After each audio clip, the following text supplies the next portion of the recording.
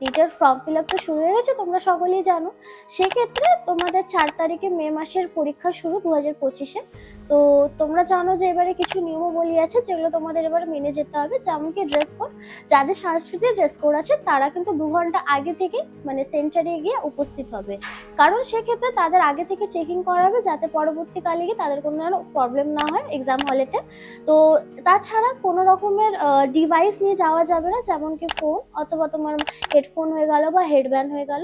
তাছাড়া তুমি মানে তোমার সাথে কোনো রকম জিনিস ক্যারি করতে পারবে না, লাইক তোমার পেন পেন্সিল বা কোনো রকমের পেজ, ঠিক আছে। তাছাড়া বেল্ট বা কোনো রকম জুয়েলারি তুমি পরতে পারবে না।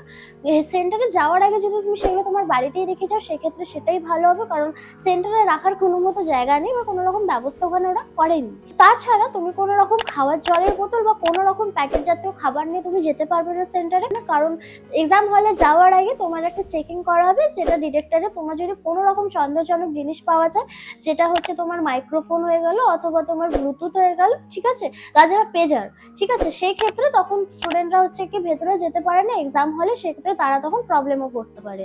তো এইসব যে নিয়মাবলী এগুলো আছে তারা যদি আগে থেকে মেনে চলে সেক্ষেত্রে তাহলে তাদেরই ভালো হবে স্টুডেন্টদের।